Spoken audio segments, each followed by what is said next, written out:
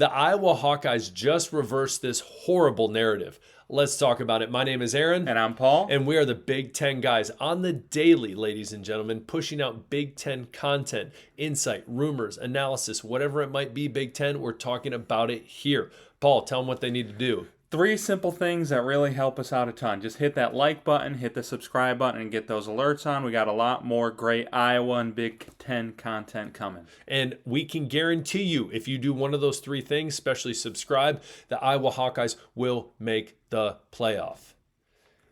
Oh boy. Can't guarantee that. But if you subscribe and then they do, it was because of you. Mm-hmm. It was because of Worth you. a shot. Worth a shot. Now, here's the horrible narrative for the Iowa Hawkeyes. Something that we all know.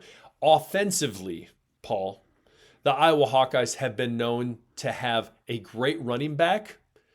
And as of recently, that's about it. And an offensive line. And tight ends. And tight ends. Tight end university. Sorry, that was being disrespectful. Listen, in Lions country here, Sam Laporta, absolute dog.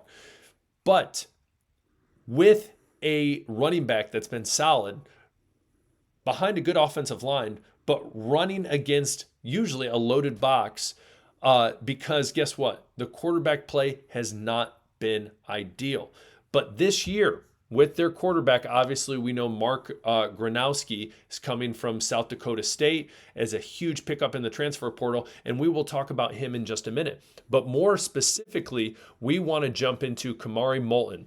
Kamari Molton, freshman going into his sophomore year, and left this past year, his freshman year, on a high note. Caleb Johnson not playing in the bowl game. Obviously, he ended up, deciding, hey, I want to rest myself. I don't want to get injured, because I guess things can happen, but it is what it is. He ends up playing against Missouri, an SEC team, and has a great game, 14 carries, almost 100 yards, almost 7 yards a carry, and a touchdown against an SEC opponent, which we all know they almost beat. Now, you might be saying to me, Aaron, we know Kamari Molton. We know he's good. We know his potential. But again, here's the deal, is the Iowa Hawkeyes have always just had a running back. But now, Paul, can you tell us what they have in Mark Gronowski? Well, not only do they have a quarterback who can throw the ball a little bit, but he adds another dynamic that we have not seen Iowa have in a long time. And that is that he can run the football. And that makes your running attack even more dynamic. Now, I personally, Aaron, Lions fan, mentioned Laporta. I'm a Bears guy. So I like the bad quarterbacks, I feel you. But some of the best I saw of the Bears was with, sadly, Trubisky and Justin Fields. You see, like, the rushing attack got so much better when defenses had to fear, like, you know what, the quarterback might pull the ball and take it himself. Mm-hmm. And you see him dash down the sidelines for 25 yards. Cade McNamara was not doing that. No. I can't even tell you the last time there was an Iowa quarterback who can do it. Jake Rudock, 2013, I believe he ran for just over 200 yards. And Paul, as a Michigan fan, knows Jake Rudock is not a runner. No. Not a runner. I don't know how he got 200 yards rushing. Pro-style quarterback. Gronowski, not only can he run, he is an excellent runner, especially in the red zone. You look at his stats from South Dakota State. At least 7 touchdowns in 4 consecutive seasons and 2 double-digit touchdown seasons. That's super impressive. Something Iowa has struggled to do big time is score touchdowns in the red zone. But adding that QB who can tuck and run when he's under pressure, who can pull the ball on a read option and take it himself, makes the offense so much more dynamic. And the dude can throw. And he's won 2 national championships at the FCS level. The guy's an absolute dog. But the whole point of this is offensively, we look at Iowa, and Paul and I will be the first to tell you, when we think Big Ten football, you think of Iowa, you think of running the football up the gut. But now when you have a quarterback that not only can throw but can run the ball, it adds a whole different dynamic to this Tim Lester offense in Iowa City. And Tim Lester has already said as well, listen, and this is similar to Wisconsin. If you want to watch one of our Wisconsin videos, we talk about this. But Wisconsin, they're trying to stick to their bread and butter as well, which is obviously the run game behind a great offensive line. But they need to add more stuff, more elements to this offense in an ever-changing college football arena, realm, whatever you want to call it. And so Tim Lester has said, listen, we're still going to do our outside zone, inside zone, our power, our counter, all these different things that Iowa is known for. But as well, we're going to be throwing in a lot more stuff with Gronowski. And so this is going to be dangerous. Very dangerous. And another thing I want to show, and Paul brought this up, but Caleb Johnson, his freshman year, if you want to look at his stats real quick, just a little comparison for Kamari Molton as well as Caleb Johnson. You see that Caleb Johnson had rushing 779 yards, 5.2 yards a carry, 6 touchdowns. We look at Molton in his freshman year. So obviously not as many opportunities, but we look at that 5.6 yards a carry. And so pretty solid freshman year. Again, I'm a Michigan State fan. I miss having a good running back. Iowa is one of those teams that always consistently has a good running back. And in the Big Ten, I feel like it's for Michigan State, it was something they could reload at. I feel like Iowa is very known for them in Wisconsin always having a solid running back.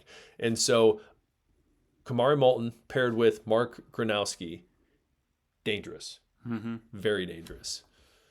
And so what do you think? Comment below. Do you expect to see the offense significantly different this year under with obviously a new running back in Kamari Molton, but that added value in Gronowski? What do you expect to see out of this Tim Lester offense? As well, to round up this episode, only better news for the Iowa Hawkeye faithful.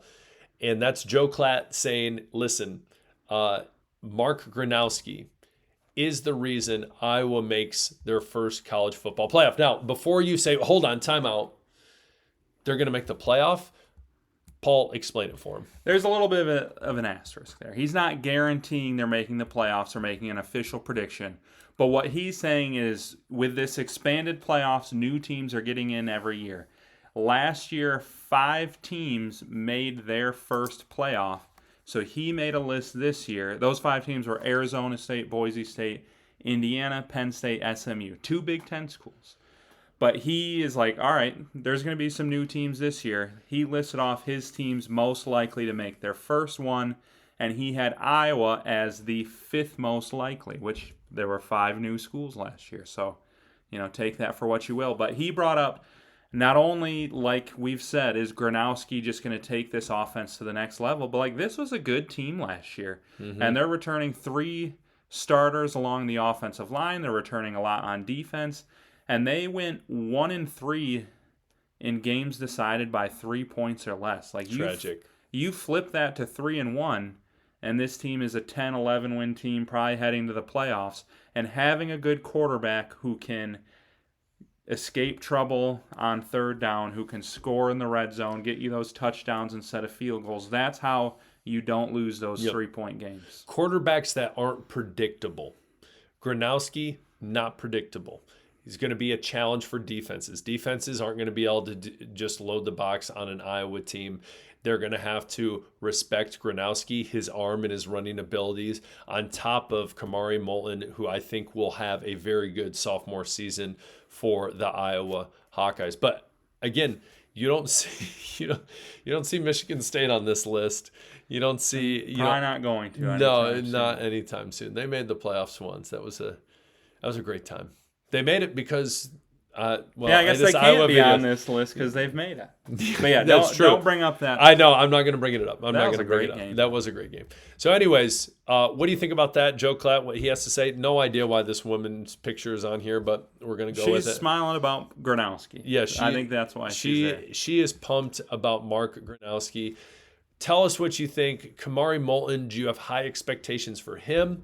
Mark Gronowski and this Tim Lester offense, what do you expect to see? Do you think it's going to be any different? And then Joe Clatt, you laughing at what he had to say, or you buying the Kool-Aid? You drinking the Are Kool-Aid? you drinking the Hawkeye Kool-Aid? What flavor would that be? Lemon? Lemon. Blackberry lemonade? Oh, I'll take that. Okay. Blackberry lemonade. We'll go with it. Comment below. Tell us what you think. On your way out, hit that subscribe button. We'll talk later. See ya. Peace.